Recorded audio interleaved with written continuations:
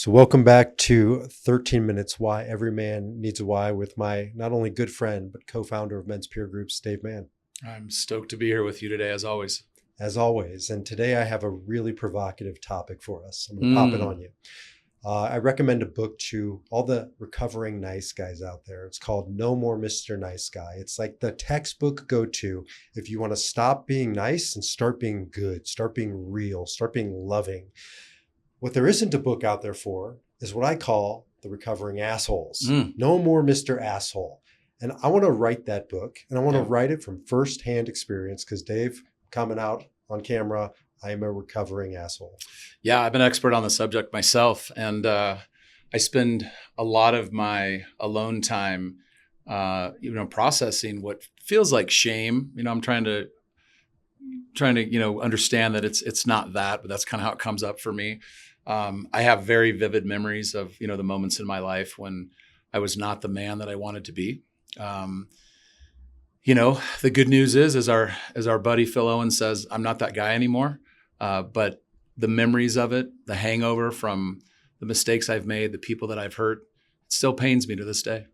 It's a hard thing on many levels, not the least of which is the first half of a man's life. Certainly the first quarter, like into your late teens into your 20s, almost rewards the asshole, right? The bad boy, the tough guy. Yeah. And it's reinforced. I mean, is it celebrated? Not exactly, but on the football field and in the locker room and, back in the day with the ladies, there was a positive reinforcement about it that just told me, do that, do more of that. Yeah, the word came up in my upbringing as just being tough. Whoever was the toughest guy was, he was the guy that got the girl. He was the guy that scored the touchdown. He was the guy that was out in front leading.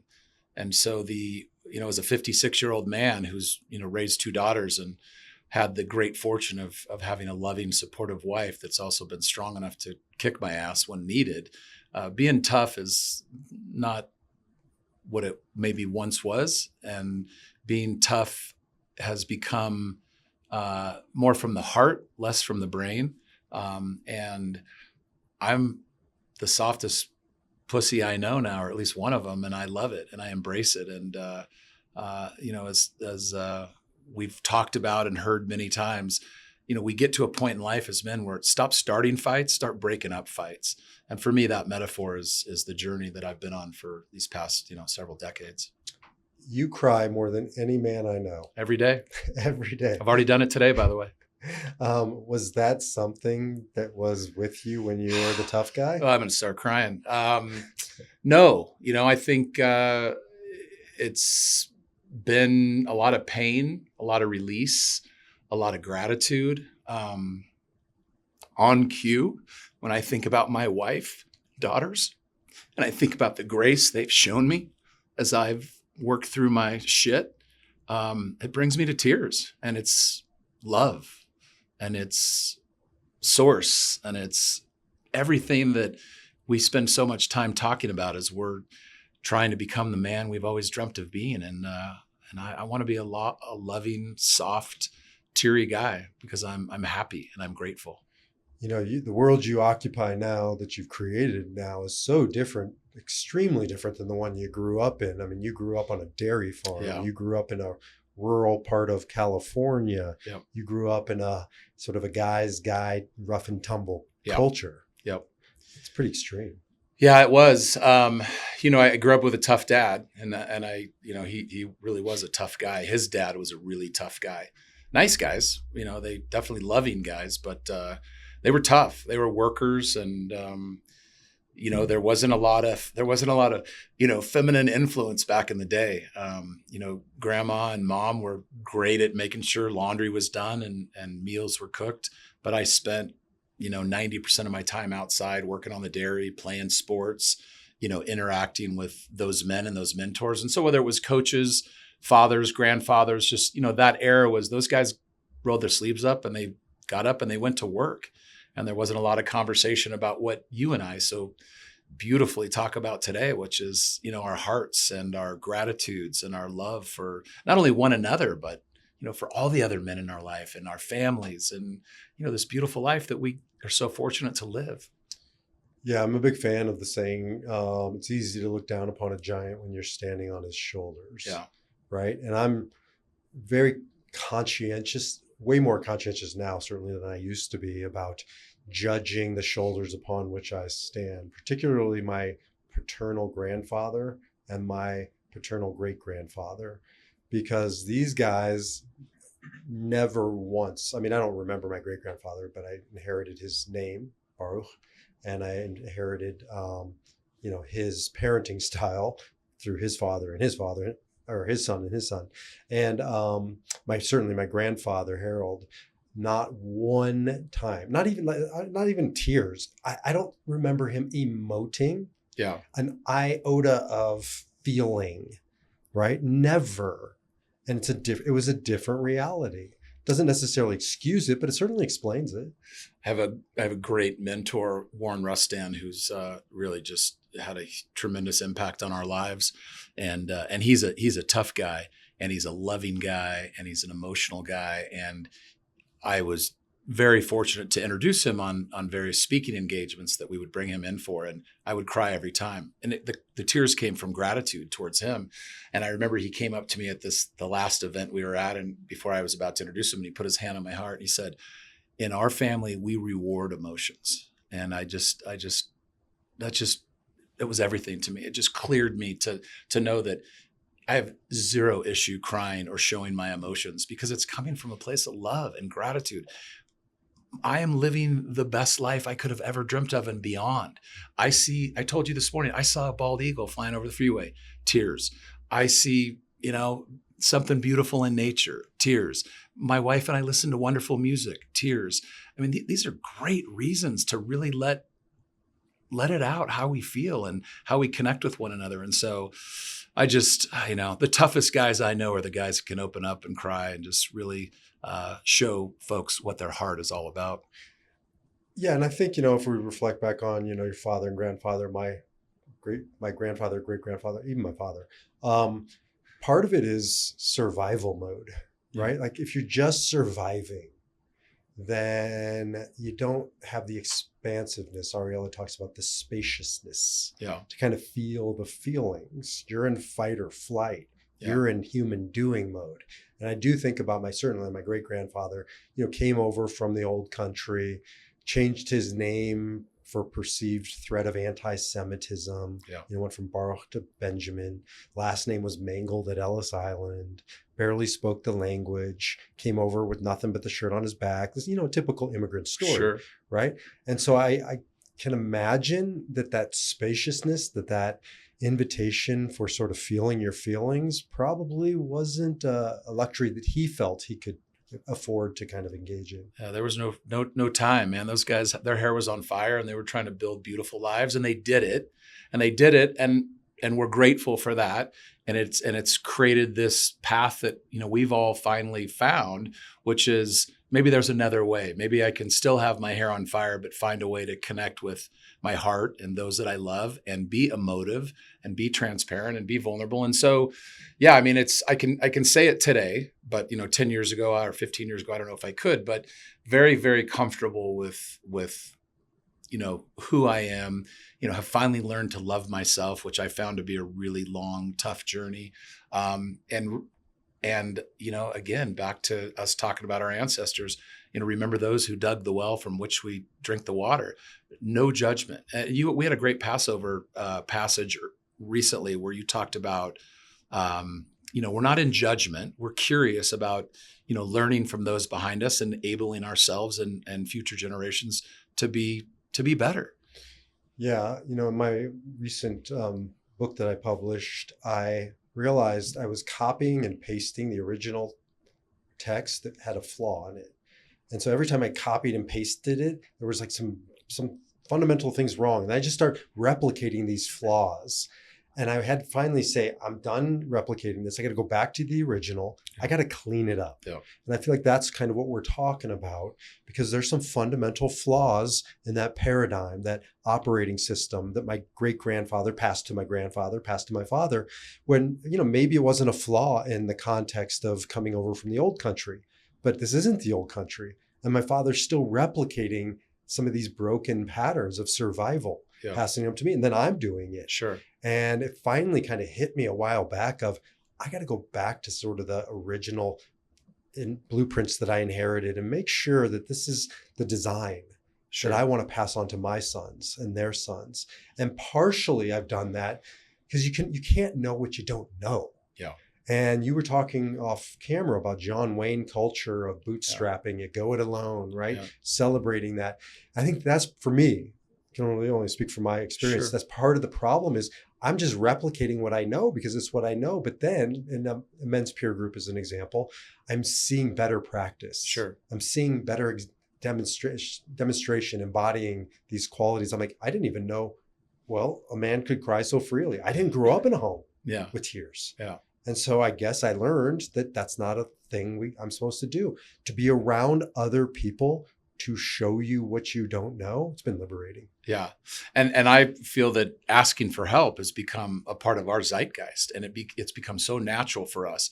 And can you remember one time in your life when you heard your father or your grandfather say, "Oh, I need to ask for help"? I mean, that was just, I think that theory was unheard of. And now, we have a saying in our house, you have to ASK to GET. And we know we can't do it alone. And we talk about better together. And that's why we enjoy doing what we're doing. And that's why together, and that's why men's peer groups has been so transformational for us, because we're able to come together in a safe and confidential environment and support each other in a loving and kind way. Also holding each other accountable, also being able to say, "Hey, I didn't feel good about what you said to me, and I want to clear that conversation with you." That void of ego and that attention to commitment of being clear and transparent with each other is one of the greatest things I've learned as an adult man. And I just want to share it with anybody that's willing to listen. Yeah. And it's hard. It's hard to unlearn, unteach yourself, right? What you've just come to believe is who you are. I believe for so long, it's who I am. As you know, I teach the Enneagram, and so often I and others make the mistake of, I am an Enneagram 8, a challenger, a tough guy. Yeah. No, it's not. It's how I've survived. Yeah. Right. And it served a purpose because I'm still here. But then I got to a point where it's like, survival's not enough. Yeah. I don't want to survive. I want to live. Yeah. And if I'm going to live, I'm going to have to challenge some of these assumptions, right? There's a famous book, "What got you here won't get you there." Sure. That's right. And that's kind of where I've been at over the past few years of really reevaluating some of these rules of the road that I told myself are who I am. Yeah. And I think, men in general, we're pretty simple. We're driven by, just kind of the black and white of it all. And I think I found that when I drop my ego and I realize, hey, I fucked up and I have an opportunity to apologize and ask for forgiveness, I want to become a master of that rather than fucking up and then going dark or going silent or ignoring what just happened. I was having this moment this morning of, and I guess what's coming up for me is like, this is a public apology to my family and how I acted. And I know you're going to push back on the shame piece, but I can't describe it any other way, but it just feels like shame. I have these great cousins, and I've had many opportunities where as the oldest, I could have imparted, some leadership and some love and some kindness, but I didn't know how to source that back then. And I was because I was with them last night, I was reminiscing that I was unfair to my older cousin, and I didn't treat him as kindly as he deserved. And, that it hurts me, and he seems to forgive me because when we're together, it's great.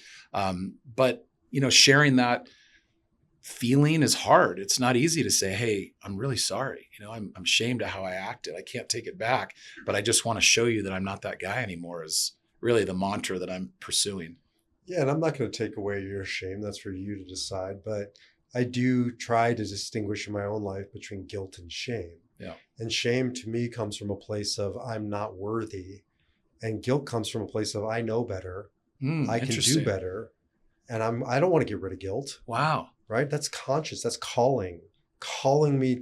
But if I can even hear the calling, that means I'm capable of it, which means I don't want to get rid of that. I want to use it as fuel. Oh, I love it. I just learned something. I've always pushed away guilt and somehow felt more connected to shame, but that makes total sense. I did it. I was guilty.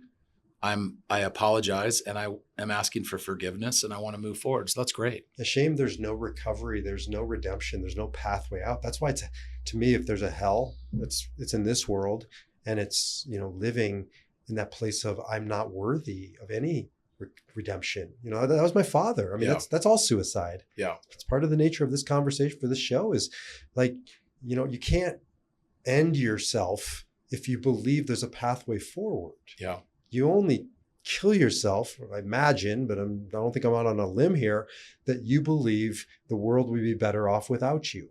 Yeah. Right? That's shame. It's that hopelessness and loneliness that I know I think we've all felt. I certainly have felt it myself at times. And I'm fortunate enough to know how to get myself out of those feelings today because I've had great mentors, great friends, great peer groups that have helped show me the way. But I really am passionate now about sharing that story and that experience with other men that, you are not alone. And whatever your hopelessness and loneliness feelings are today, they're not going to necessarily be there tomorrow. And so we're here to support each other in that way. And I guess that draws quite a bit of emotion out of me because I just feel grateful that I continued to learn and grow and wasn't satisfied with the status quo and didn't let my ego stop me from being a vulnerable, strong, tough man that also knew how to emote and connect. Yeah, let's rewind a little bit to the shame trigger. Because I see this in men's peer groups. I see it in interacting with men. I see it in my own life as a man. We all have these triggers, and you go into reaction. It's not conscious. Yeah. I'm not choosing. I've left the realm of, as Viktor Frankl say, responding, and I'm in reaction. And that's the crossroads where I do believe I at least have the opportunity to do it differently, but sometimes I don't. And sometimes I go into the fight or flight mode. Yeah. And that's, I know when you're there. I can feel it. That's my work. I'm at that crossroads. Yeah. I'm going into either fight or flight, usually fight, but sometimes flight. Yeah. And I think that's the work of recovering Mr. Askell. It's so hard. No matter how intuitive it is and no matter how much we know it, it still happens all the time. And again, by the grace of God, I have this wonderful wife that continues to kind of, put me back in place. And again, I treated her horribly in the first, 5-10 years of our marriage. And now the result of my recovery is spending the rest of my life loving her in the way that she deserves. And also just respecting her in a way that I had never really seen before.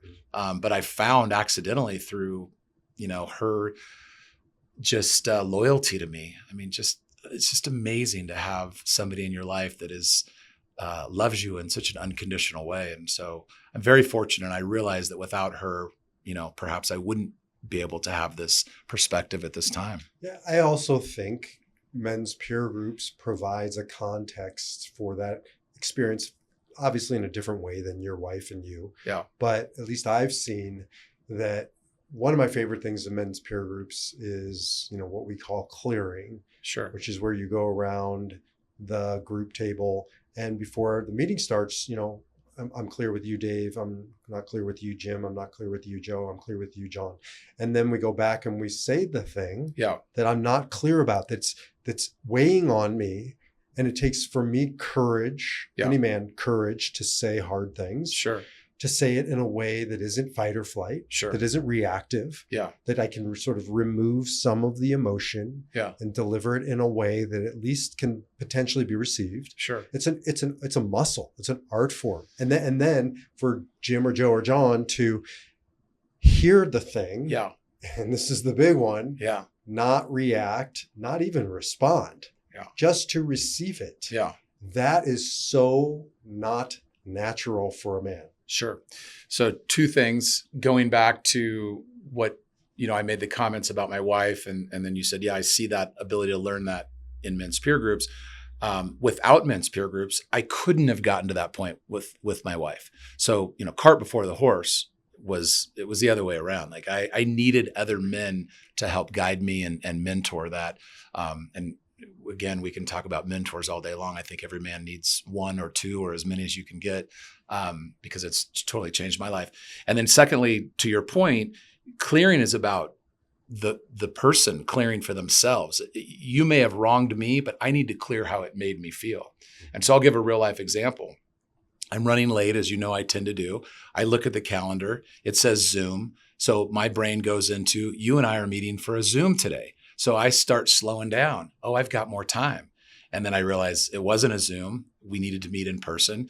And so the old Dave Mann would have been pointing fingers and, being frustrated that you sent me a link that didn't communicate what was happening. The new Dave Mann is, hey, if I was organized and if I would have asked you sooner and if I would have been more ready to go, I wouldn't be in that position. So the clearing becomes, hey man, I'm really sorry. I created this because I wasn't ready to go. That's the greatest learning of clearing. And that's how I've been trying to operate my life ever since I figured that out. Yeah. And again, the two-way street of clearing is, my initial reaction, maybe it's me, maybe it's the ape, maybe it's the asshole, maybe it's men, is I want to either do one of two things. I either want to come back with sort of a rebuttal. Yeah. Right. Or I want to take away any of the whatever you're feeling by making it better. Sure. Right. Like enabling. Make it okay. Yeah. Don't worry about it. Yeah. Right. Or, hey, you also did this. Yeah. Right. Those are two reactions. Right. And the work is, can I just hold the space? Right. I love this word patience. It means suffering, holding suffering. Totally. Can I just hold the suffering as an act of, I don't know, communication and kindness for both of us? Yeah. So fucking hard. Oh, dude, patience is so beautiful and it's so elusive. And I'm going to die trying though, man. It's such a game changer for me. But some guys I have seen all throughout, the years of us doing this now, some guys get it. Some guys really refuse to get it. Yeah. Like clearing is a very hard art. Yeah. It's hard. And it's still hard. And I've been doing it for 25 plus years. I was in a fairly new peer group the other day, and you have to come with these ritual reminders every single time. And you have to try to, show the way. And just because I might be in a position of leadership, or I may be, a co-founder of men's peer groups, I'm just as susceptible as a man in that environment of bringing my true and authentic and vulnerable self.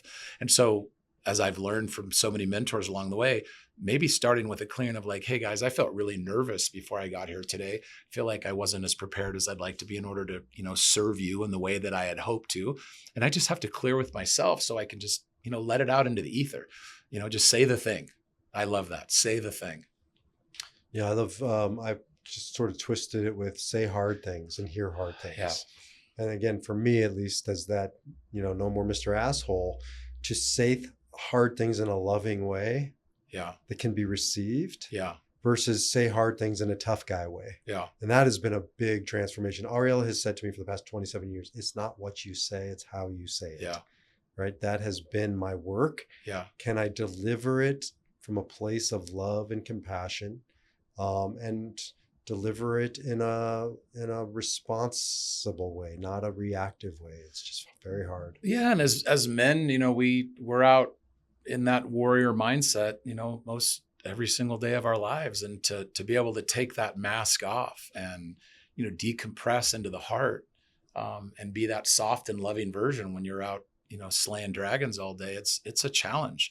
But through repetition and through men's peer groups and through mentorship and these communications, if I can do it, anybody can do it. It is hard for sure. But once you have committed to, hey, I want to learn and grow and be a better version of myself, and the support of men like you and being in a peer group where we're all, on the journey together. I think it's a no-brainer. Yeah. Coming back to, the way you grew up, the way I grew up. I mean, partially it was, an 80s kind of vibe, machismo. There's a great documentary out on this right now. It's a book, but a documentary on Netflix, I think, called The Manosphere. Uh-huh. And he just goes around interviewing sort of the leading social media influencers right now who are very much the sort of continuation of that 80s machismo bullshit. Yeah.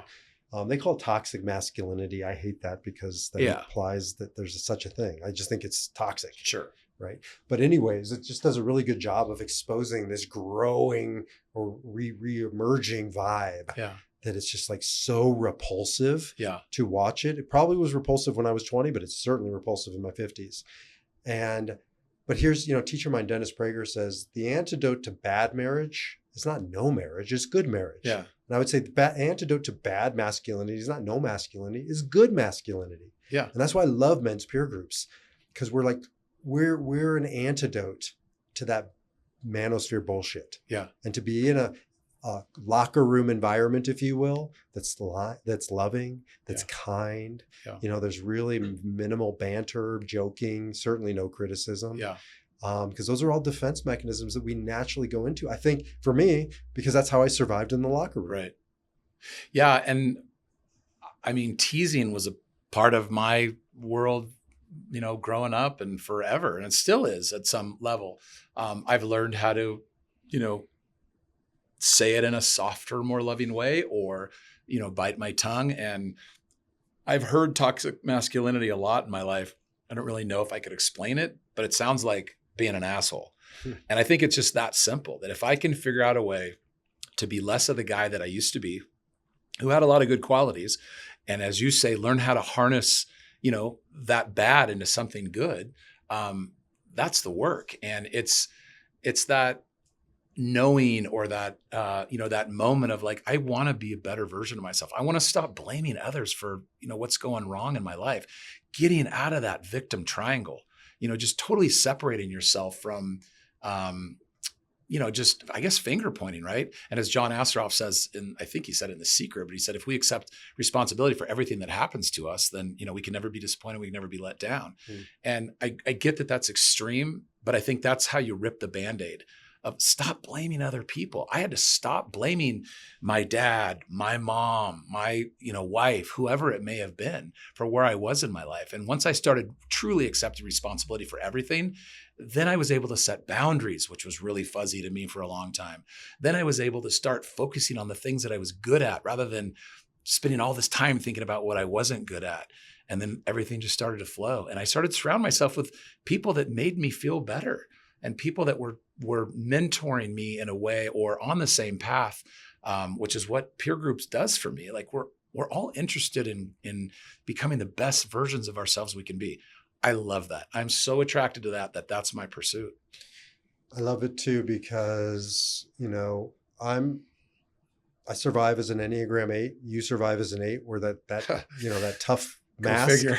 And we're even the same subtype. And by the way, one of our original co-founders, same thing. It's like, I can't make that up. Yeah. But anyways, the other extreme isn't viable for me. Like, I'm always going to be within a framework of who I am. Yeah. So the opposite of the manosphere, I don't know, I have a term for it, but it's like the emasculated sphere. Yeah. Right. Where it's like your masculinity is not welcome here. Yeah.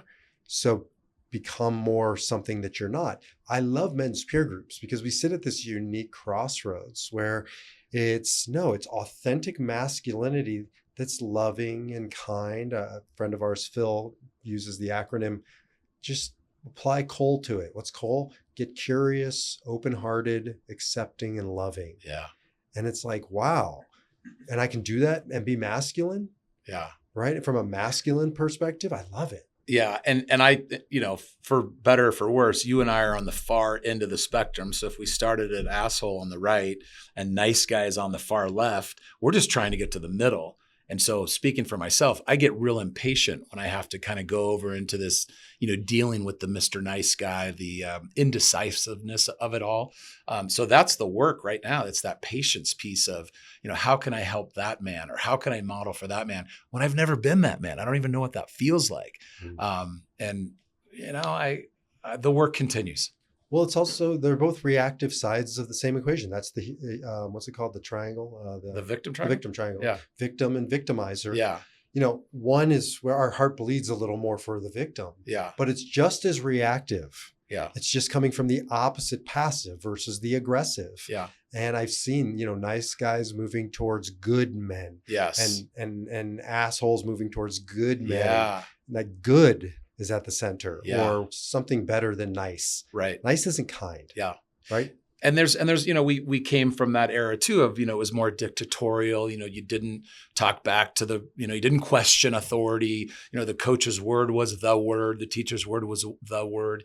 And now, the world has changed and we need to change with it. And so as we're on our path of, removing the negative asshole parts of us, I think there's a certain level of need still from some of that, some of that grit. And so what feels right for me now is firm, but fair. It's okay to be firm, be fair about it. If there's a kind way to say the thing, I'm interested in practicing that. I think that's transformational leadership, quite frankly. Absolutely. I talk to a lot of women who are frustrated by their nice guys because they don't feel safe, secure at the deepest level with that level of indecisiveness or poor me consciousness, victim. And so, it's not the ideal to get us to the other side of the equation. Like you're saying, like there's this healthy center where we can hold both of these energies. Yeah. Right. And that's that firm and fair. That's that strong and kind. Yeah. I was a finger pointing victim, and we know guys that are, why are they so mean to me victims? And I think it's probably, they're probably not too far apart, but we were able to protect ourselves in that way. And so I love what you said, like we're both just trying to become good men. Again, without peer groups, I wouldn't be here right now. And so I'm just grateful for all the wonderful men in my life, the goods and the bads, and learning and taking where I needed to and I could, to at least feel like I've got a roadmap now to, again, becoming the man I've always dreamt of being.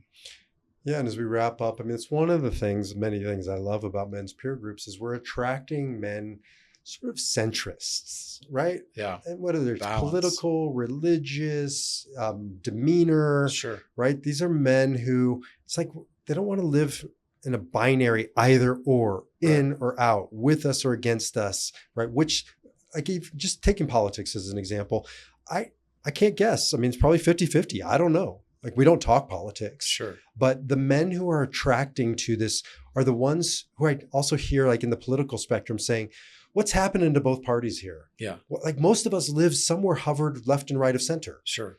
And there's just very few places to go and feel safe, to go and feel brave, sure, where you can just be you and say hard things and hear hard things and know it's going to be received with that coal. Yeah. I love the culture that we're creating together. Yeah. And it's very structured. There's a vocabulary and a rhythm to it that we've all learned, and it's not hard to learn. It doesn't take long. It's very agenda driven. I think that's part of it too. It's very time driven. So it keeps us on point. And I believe that, if you could layer that technology over the world, there wouldn't be a need for egos in the way that we see it. There wouldn't be the polarization that you see in social media. For somebody to be able to state a feeling and then be attacked, that would never happen in a men's peer group because the structure doesn't allow it. And once men are committed to that process, which is quickly within a meeting or two, it's life-changing. So again, 25 plus years, wouldn't be here today without it. My wife and my family thank all the men out there that have been such great mentors to me. So let's finish with an extended infomercial. Doesn't have to be too long, but MPGX, the men's peer group experience. This is something that you and I have really put our attention on. I speak for myself because I think although our traditional, if you will, men's peer group format, 4 hours once a month, tends to be in person, although I am now on a virtual one. So whether it's virtual or in person, it's a heavier lift. Sure. That's certainly a more substantial commitment. You're committing to the group. Sure. You're committing to the time frame, 12 months, et cetera. And although it's wonderful and still will continue to have its place, I think we both have seen that too many men aren't making it past that first hurdle to get going. And there's something really beautiful, I think, about what we're now offering called MPGX. Yeah. And, it's a leap of faith. I came by it from a place of pain. I was tired of how I was feeling. I needed a release. I found it in peer groups. My business was cratering, during the pre-2008, potential recession. And so again, I came the pain had become so severe, as Ray Dalio says, that I finally was ready to make a decision, do something about it.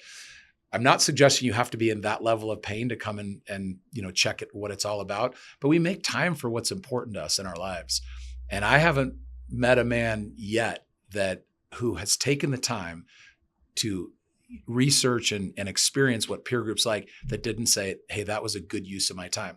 So it's a jumping off point, and it's new and maybe strange and kind of weird technology, but there's enough momentum, and there's millions and millions of people in the world that are in peer groups. We're just saying, come check this out if you're feeling any level of potential hopelessness or despair or need community. So many men we meet, they don't have community. They're doing it alone. And they're grinding, and we feel for them, and we've walked in their shoes. We know what they're going through. So yeah, I think MPGX is a great opportunity to, no commitment, come check it out. It's virtual. It's 90 minutes. You and I are going to most likely be on. There's going to be a bunch of other great men that are going to be on that have been in their shoes as well, and they're just walking each other home. Yeah, again, just to reiterate, it's the MPGX, the men's peer group experience, is 90 minutes. We're currently offering it at very, very minimum twice a month, Yep. Every other week at different times. And it's for men who want to really experience a men's peer group. And it can be an end unto itself. It doesn't have to lead anywhere. It could lead to an in-person or virtual traditional men's peer group, the 4-hour format, but it's a standalone. And one of the things I know we wanted to create was more of a sense of community, macro community, because we have multiple groups running, but they don't necessarily know each other. That's right. They don't have interactions. And so now, you may not like it. I like it. It's the front door to kind of come into men's peer groups, to get to see what's going on in this room and that room. We're going to be adding more and more things, but it's a no-brainer. You just come. It's complimentary. You check it out for 90 minutes. You can do at least 2 during the month, and we're going to be adding more as we go. Yeah. And, front door, entree, jumping off point, whatever you want to call it, it's all stems from why we started this. We've both been affected by suicide. You lost your father. I lost my best friend a year and a half ago. And I want to make sure that men know there's an alternative. And so come check it out and realize that you are not alone. And I am convinced that this is the technology that we as middle-aged men, especially, but all men, need to know that they're not alone and that we're here to support one another. I know I couldn't survive without it. I mean, it's been one of the greatest things that's ever happened to me. And I'm just living a life of gratitude, brother. Aho. And I'll end with a pitch, because this is really a mission that we are on. I've named it the 13-minute mission. And it's a very simple mission. I mean, it can't get more simple. That's not easy to do, but simple to understand. Every 13 minutes in America, a man dies by suicide. 80% of all suicides, as you know, are men. And our mission is to push it back by 1 minute. If we push the clock back to 14 minutes, that means 2,888 men this year alone will choose to live. That's 2,888 spouses and children and mothers and fathers and friends and brothers who will wake up and be with that man because he will have chosen life. And that's the why, right? We have a great how, and it's called men's peer groups. Our why, though, is front and center. We are a nonprofit, 501c3 tax-deductible organization. We formed it conscientiously for that reason, so that we could scale this mission and this message. And with people like you watching, whether you want to join a men's peer group or you want to support our cause so we can make it affordable for any man. We never want to have to turn a man away. This is a place for him to come and hear everything that Dave and I just talked about, but to embody it, to live it, and to experience it. I'm proud of you. Thank you. Thank you. We're all just walking each other home. So whoever you are, wherever you are, welcome home.